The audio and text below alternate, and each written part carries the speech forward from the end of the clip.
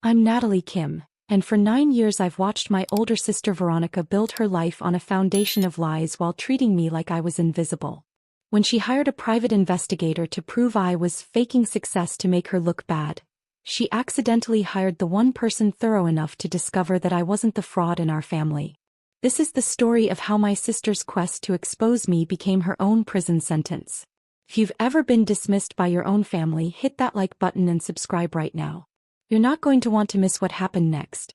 Veronica was always the star.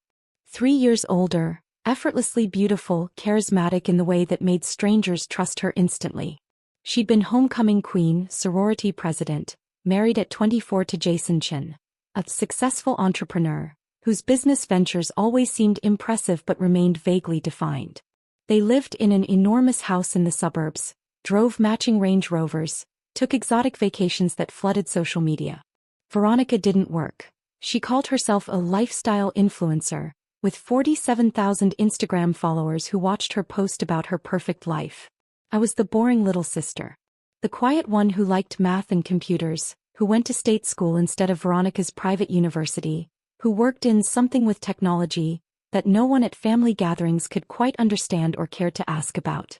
Natalie's doing her computer thing, Veronica would say dismissively at family dinners, waving her manicured hand like she was swatting away a fly. Very technical. Very niche. What they didn't know, I was the founder and CEO of Quantum Systems, a cybersecurity firm specializing in quantum-resistant encryption algorithms. We protected government agencies, major financial institutions and defense contractors from the emerging threat of quantum computing attacks. I'd started the company 7 years ago with my college friend Marcus Lee. We'd identified a critical vulnerability. Traditional encryption would become obsolete once quantum computers became powerful enough. We developed algorithms that could resist quantum attacks. The Department of Defense noticed us first. Then the NSA. Then every major bank that understood what was coming. By year 3, we had 15 clients paying between $2 million and $8 million annually. By year 5, we'd been acquired by a Fortune 100 technology conglomerate for $280 million. I retained 45% ownership and full operational control as CEO. My personal payout from the acquisition: $126 million. Current annual compensation: $620,000 salary plus equity worth approximately $89 million. Total net worth: $178 million. I'd never told my family any of this. Why? Because Veronica had spent our entire lives competing with me for things I never wanted. Our parents' attention, social status, validation from strangers. I needed to know if she could love me as Natalie the person, not Natalie the threat to her supremacy. I got my answer years ago. But I kept watching, kept documenting, kept building my company while she built her facade. I lived in a comfortable but modest townhouse in the city. I drove a 4-year-old Toyota. I wore sensible clothes to family events. When Veronica posted about her designer purchases and luxury trips, I double-tapped and said nothing. At family gatherings, she'd hold court, showing photos of her latest vacation or renovation project. Mom and Dad would praise her taste, her lifestyle, her success at building a brand. Then they'd turn to me with polite obligation. "And Natalie, how's work?" "Good." "Still at that tech company?" "What do you do again?" "Cybersecurity. Algorithm development." Blank stares. Then back to Veronica. "Veronica's doing so well," Mom would say proudly. "Building her platform, creating content. It's like running a small business." Meanwhile, Quantum Systems had just secured a $47 million contract with the Department of Homeland Security.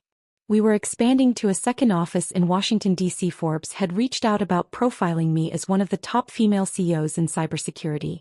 I'd declined. I wasn't ready for my family to know. My business partner Marcus knew about my family situation. "Nat, your sister posts about her blessed life 3 times a day while you're actually building something that matters. Why do you keep going to these dinners?" "Because I need to see how far the lie goes," I'd said. Veronica's lifestyle has never made sense. Jason's businesses are always changing. The money doesn't add up. "You think something's wrong?" "I think when you build a life entirely on appearance, something has to be holding it up. And it's not hard work or legitimate income." I was more right than I knew. What I didn't know, what nobody knew, was that Veronica and Jason's perfect life was funded by systematic fraud. Jason's entrepreneurial ventures were investment schemes. He'd recruit investors with promises of revolutionary tech startups, green energy projects, real estate developments. He'd show them glossy presentations, fake financial projections, testimonials from previous investors, who were actually friends paid to lie. People would invest. The money would go into accounts Jason controlled. He'd send quarterly statements showing impressive returns, all fabricated. When investors wanted to cash out, he'd stall, make excuses, eventually pay them from new investor money. Classic Ponzi scheme, dressed up in millennial entrepreneur clothing. Veronica wasn't just complicit, she was the star salesperson. Her Instagram influence, her charisma, her blessed life aesthetic brought in investors constantly. If Jason and Veronica are living this well, his investments must be amazing. Over 5 years, they'd recruited 63 investors. Total money raised, $8.4 million. Actual investments made, approximately $300,000, most of which lost money. The rest went to fund their lifestyle. The house, the cars, the vacations, the designer clothes that maintain the illusion of success. The math was inevitable. Eventually they'd need more new money than they could recruit. Eventually someone would want their money back and wouldn't accept excuses. Eventually it would collapse. That eventually arrived in March, 9 months before everything exploded. One of Jason's investors, a retired engineer named Robert Martinez, wanted to withdraw $150,000 for medical expenses. Jason stalled. Market volatility. Wait until May. May came. Jason stalled again. Better opportunities in Q3. You'll maximize returns. Robert got suspicious. He hired a forensic accountant to review his investment documents. The accountant found irregularities within hours. Investments that didn't exist. Returns that didn't match any actual market performance. Bank transfers that went to personal accounts, not investment vehicles. Robert demanded his money immediately. Jason promised it was coming. Weeks passed. Nothing. Robert filed complaints with the SEC and FBI. Jason and Veronica panicked. An investigation would uncover everything. They needed a distraction, a scapegoat, someone to shift focus onto. They chose me. It was November when Veronica announced she was hosting a special family brunch at Riverside Gardens, an expensive restaurant overlooking the water. Sunday at 11, mandatory attendance. I showed up in my usual outfit. Dark jeans, a cashmere sweater, minimal jewelry. Veronica arrived 20 minutes late in head-to-toe Gucci, her entrance orchestrated for maximum impact. The entire family was there. Mom and Dad, Aunt Susan and Uncle Michael, Cousin Jennifer and her husband, even my grandmother. A table for 12, set with champagne and mimosas. Veronica stood, tapping her champagne flute. Thank you all for coming. I know you're wondering why I called this brunch. Everyone looked at her expectantly. She loved an audience. 4 years, Natalie has been secretive about her life. About her job, her finances, everything. She lives modestly, dresses simply, claims to work in tech but never shares details. All eyes turned to me. I sipped my water calmly. At first I thought she was just private. But then I started noticing things. How she never asks for money. How she's never impressed by our success. How she seems almost smug when we talk about our achievements. Veronica, what are you talking about? Dad frowned. I think Natalie has been hiding her success to make the rest of us look shallow. I think she's secretly wealthy and has been playing poor to prove some kind of point. Mom leaned forward. Natalie, is that true? Is what true? Are you secretly successful? Veronica's voice had an edge. Have you been lying about your career to make me look bad? I've never lied about my career. You've never told us anything about it. Veronica's voice rose. You're deliberately vague. You hide information. And I'm tired of wondering if my own sister is judging me. So you did what? I asked quietly. She smiled triumphantly. I hired a private investigator. David Reynolds from Reynolds Investigative Group. Cost me $12,000, but it was worth it. He's been investigating you for 2 months. Your finances, your employment, everything. She gestured to a man sitting at a nearby table. Late 40s, gray suit, laptop bag. He stood and approached. This is David Reynolds. I asked him to find out the truth about Natalie's life. And today, in front of everyone, we're going to hear what he found. Veronica, this is insane, Aunt Susan said. You investigated your own sister? I need to know if she's been lying to us. Veronica's eyes glittered with something that looked like desperation disguised as righteousness. If she's secretly wealthy, it proves she's been playing games with this family. And if she's not, then I can finally stop wondering. When does he present his findings? I asked. Right now. Veronica gestured to Reynolds. Mr. Reynolds, please share what you found. Drop a comment and let me know where you're watching from tonight. David Reynolds set his laptop on the table and opened it deliberately. His expression was carefully neutral, the face of someone who'd seen things he wished he hadn't. Before I begin, he said, his voice carrying across the suddenly silent restaurant, I need to clarify the scope of my investigation. Ms. Chin hired me to investigate her sister's finances and employment. I did that. But comprehensive background investigations require examining all relevant parties and relationships. That's standard practice. Veronica waved her hand impatiently. Yes, just tell us about Natalie. Reynolds pulled up a document. Report 1. Natalie Grace Kim, professional and financial background. The table went silent. A waiter approached, sensed the tension and retreated. Ms. Kim holds a Bachelor of Science in Computer Science and a master's degree in Applied Mathematics from University of Washington. 7 years ago, she co-founded Quantum Systems, a cybersecurity firm specializing in quantum-resistant encryption algorithms.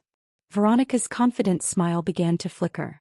Quantum Systems provides security solutions for government agencies, financial institutions, and defense contractors. Their proprietary algorithms protect against emerging quantum computing threats. Current client list includes the Department of Defense, NSA, Homeland Security, and 12 of the 15 largest banks in America. Mom's mimosa glass stopped halfway to her mouth. 4 years ago, Quantum Systems was acquired by TechCore Industries for $280 million. Ms. Kim retained 45% ownership and full operational control as CEO. Her personal payout from the acquisition was $126 million. Gasps rippled around the table. Veronica's face went pale. Ms. Kim currently serves as CEO with an annual salary of $620,000 plus performance bonuses averaging $380,000. Her equity stake is valued at approximately $89 million. She maintains additional investment portfolios worth $24 million. Reynolds looked up. Natalie Kim's current net worth is approximately $178 million. She is one of the most successful female CEOs in the cybersecurity sector. She holds top-secret security clearance and has been consulted by 3 different presidential administrations on national security matters. The silence was so complete I could hear the rain hitting the windows. He slid a folder toward me. Ms. Kim, your complete professional profile. Everything your sister wanted to know. I didn't touch it. I already knew what was inside. Veronica found her voice shrill and panicked. You've been lying to us for 7 years? I never lied. I told you I worked in cybersecurity. I told you I developed algorithms. Every word I said was true. I just didn't specify the scale of what I'd built. You let us think you were nobody. Her voice cracked. You let us pity you. I let you reveal who you were when you thought I couldn't threaten your status, I said quietly. And now I know exactly who you are. Veronica slammed her hand on the table. This is exactly what I thought. You were hiding your success to judge us. To make yourself feel superior. Mr. Reynolds, Jason interrupted, his voice tight. Is the report complete?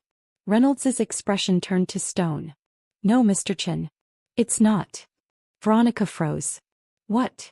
As I mentioned, comprehensive background investigations examine all relevant parties. When investigating Ms. Kim's finances, standard practice required me to examine family financial relationships and patterns. He opened a second folder. His voice became clinical. In the course of my investigation, I conducted financial background checks on Ms. Kim's immediate family. What I found raised serious concerns. What kind of concerns? Dad asked slowly. Reynolds pulled out documents. Veronica Kim Chin and Jason Chin operate multiple business entities. Over the past 5 years, They've raised approximately $8.4 million from 63 individual investors through various investment schemes. Veronica's face drained of all color. Jason stood up. This is inappropriate. You were hired to investigate Natalie, not. Sit down, Mr. Chin, Reynolds said sharply. I'm not finished. Jason sat slowly, his jaw clenched. These investment schemes promised returns through tech startups, green energy projects, and real estate developments. I reviewed the actual investments made. Total legitimate investments, approximately $300,000. Most lost money. Reynolds pulled out more documents, laying them across the table like cards in a poker game. The remaining $8.1 million was diverted to personal use. Your house purchase, vehicle leases, vacations, designer clothing, Instagram content creation. All funded by investor money that was supposed to be invested. Aunt Susan gasped. That's fraud. Yes. Wire fraud, investment fraud, and securities fraud. When investors requested withdrawals, they were paid using money from new investors. That's a Ponzi scheme. He pulled out bank statements. Wire transfers from investor accounts directly to personal accounts. Credit card statements showing luxury purchases charged to business accounts. Fabricated quarterly statements showing returns that never existed. It's comprehensive and systematic fraud. Veronica started crying. You don't understand. We were going to pay everyone back. Jason's next venture was going to. Miss Chin, there is no next venture. Every opportunity you've promoted for 5 years has been fraudulent. You've been recruiting investors through your Instagram platform, using your lifestyle as proof of success, while that lifestyle was funded by the very money people were investing. Reynolds looked at Jason. Mr. Chin, you've moved money to offshore accounts. In the past 6 months, you've transferred $430,000 to accounts in the Cayman Islands. That's evidence of intent to flee and hide assets. Mom stood up, her face twisted with confusion and horror. Veronica, what is he talking about? What have you done? I didn't. We were going to fix it, Jason said. Veronica was sobbing now, mascara streaming down her face. Miss Chin, I've already reported these findings to the FBI and Securities and Exchange Commission, Reynolds said. They've been investigating your activities for 3 months. My report corroborated their evidence. They asked me to delay this presentation until they could coordinate with federal marshals. He checked his watch. Who should be arriving right now? As if on cue, for people in FBI windbreakers entered the restaurant. Behind them, 2 U.S. Marshals. The entire restaurant went silent. Diners at other tables stared. Veronica Chin, Jason Chin, you're under arrest for wire fraud, securities fraud, and money laundering. Veronica screamed. Actually screamed, a sound of pure panic that echoed through the restaurant.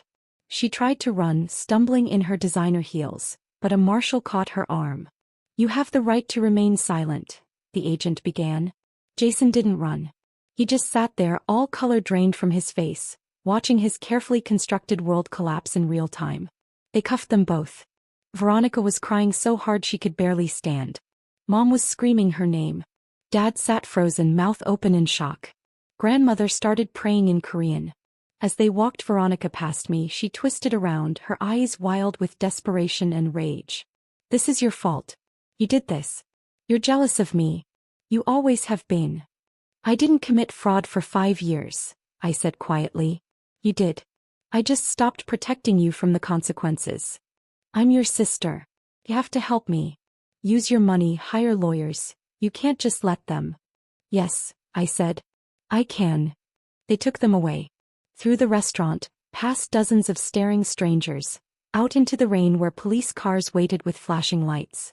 Mom turned to me, her face a mask of betrayal and confusion. You knew, didn't you? You knew something was wrong. I suspected Veronica's lifestyle didn't match legitimate income. I didn't know she was committing fraud. If I had proof, I would have reported it. But you're worth $178 million and you never told us. Her voice rose. You let us praise Veronica while you had more money than she could even imagine. Because I needed to know if you'd love me without it, I said. And now I know you wouldn't. You loved Veronica's appearance of success.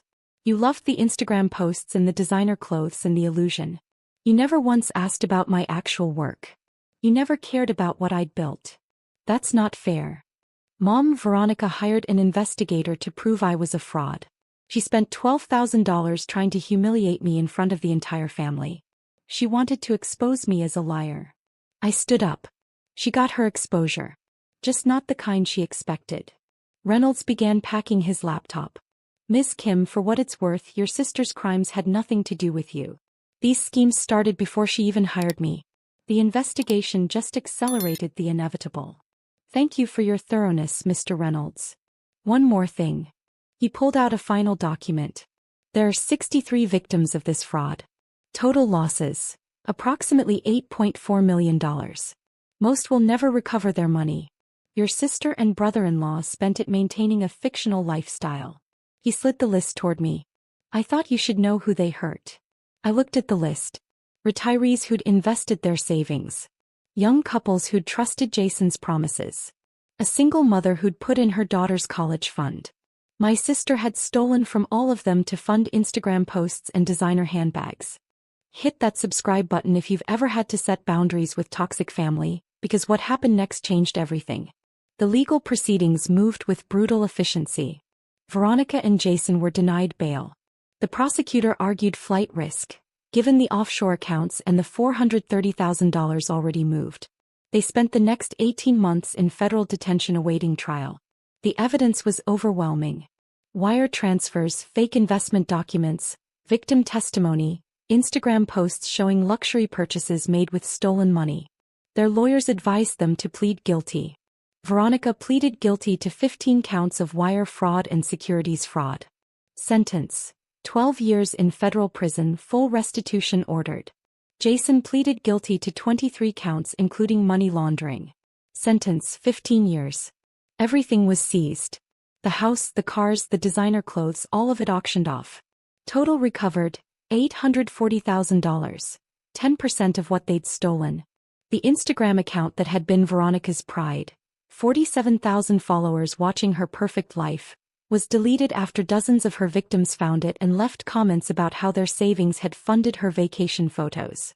My parents' house became a war zone of blame and grief. Mom defended Veronica initially. She made mistakes, but she's still my daughter. You could help her, Natalie. You could hire better lawyers. No. She's your sister. She hired someone to investigate me because she couldn't stand the possibility that I might be successful. She spent 5 years stealing from innocent people to maintain a fake life. She called me a nobody while committing federal crimes. Those are her choices, not mine. Dad was quieter but no less accusatory. You're worth $178 million. You could help make the victims whole. I could. But I won't. Why not? Because it's not my responsibility to fix the damage Veronica caused. Those victims trusted her and Jason. They believed in them. They deserve justice, not a bailout that lets Veronica avoid accountability. That's cold, Natalie. That's boundaries, Dad. Something this family has never understood. The extended family fractured. Some blamed me for not warning them, as if I'd somehow known about Veronica's crimes and said nothing. Others blamed me for having money and not using it to fix everything. A few, very few, reached out to apologize for how I'd been treated. Aunt Susan sent a letter. I'm sorry we never saw you clearly. We were so dazzled by Veronica's surface that we never looked at your substance. I accepted those apologies. Because they mattered. 3 months after Veronica's sentencing, I received a letter from her. Prison mail, regulated and monitored. Natalie, I know you hate me. I know you think I deserve this. But I'm begging you, please help me. Hire an appeals lawyer. Pay for better representation. You have so much money.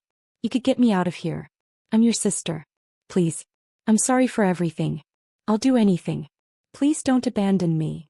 I read it once. Then I filed it in a folder marked Evidence of Continued Manipulation. I didn't respond. 6 months after sentencing, I was contacted by a lawyer representing the fraud victims. Ms. Kim, I'm Robert Martinez's attorney. He and several other victims are forming a coalition to pursue civil action against your sister and brother-in-law. I understand. We also wanted to reach out to you. Several victims have mentioned that they'd feel more comfortable if someone in the family acknowledged what happened.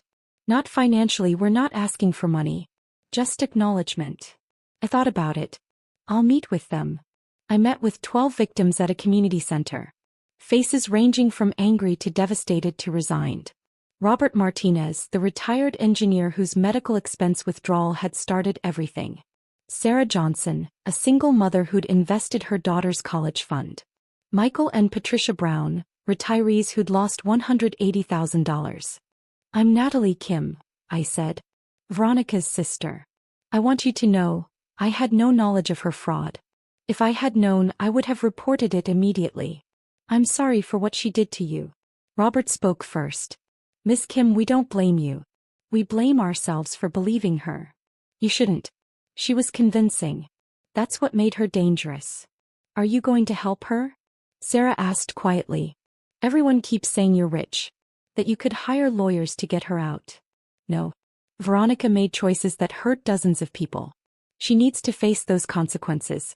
I won't interfere with that. Michael nodded slowly. Thank you. We were afraid family money would get her out early. It won't. I promise you that. After the meeting, I established the Investment Fraud Victim Recovery Fund. $5 million to provide financial counseling and assistance to fraud victims nationwide. Not just Veronica's victims, but all victims of investment fraud. I didn't make Veronica's victims whole. That wasn't my responsibility. But I could help prevent others from experiencing what they'd experienced. It's been 4 years now. Veronica is serving her sentence at FCI Danbury. She writes occasionally, letters that shift between apologetic and manipulative. I don't respond. Jason is at a different facility. I've heard nothing from him. My parents and I have a distant relationship. They visit Veronica monthly. They've asked me to come with them. I've declined every time. She's changed, Mom said last time. Prison has humbled her. She understands what she did wrong. Good. Then she's exactly where she needs to be to learn that lesson. Don't you miss your sister? I miss the sister I thought I had. The one who didn't commit fraud and hire investigators to humiliate me. That sister never existed. Quantum Systems continues to expand. We're now valued at $890 million. We've opened offices in 3 countries. I've been profiled in Forbes, Fortune, and the Wall Street Journal. I speak at conferences about cybersecurity and quantum computing threats. I'm no longer hiding. Because I don't need to protect myself from Veronica's jealousy anymore. She's in prison.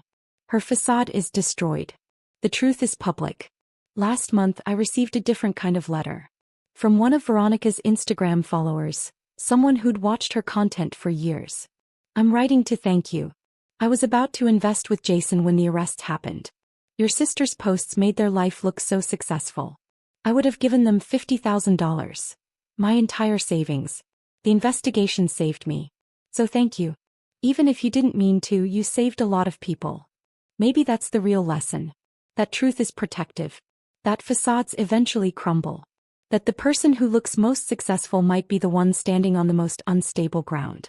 I learned that family is not about blood or obligation or shared last names. It's about integrity, honesty, and choosing each other without conditions. It's about loving people for who they are, not what they appear to be. Veronica chose appearance over substance. She chose fraud over work. She chose to investigate me rather than examine her own choices. Those were her decisions. I chose truth, even when it destroyed my family's illusions. I chose boundaries even when they looked like cruelty to people who wanted me to enable Veronica. I chose to let her face consequences, even when I had the money to shield her from them. Those were my choices. And I'd make them again. Because you are not responsible for fixing disasters other people create. You are not obligated to sacrifice your peace to maintain someone else's lies. You are not cruel for refusing to enable someone's continued destruction. Sometimes the kindest thing you can do is step aside and let someone face exactly what they've built. If you've ever had to cut off toxic family to save yourself, tell me your story in the comments. What would you have done in my situation? Hit that like button and subscribe for more stories about standing up for yourself even when it costs you relationships. Because you're not the villain for telling the truth. You're not heartless for having boundaries. And you're not responsible for protecting people from the consequences of their own choices. Not even when they're family. Especially not when they're family. You are not obligated to set yourself on fire to keep someone else warm.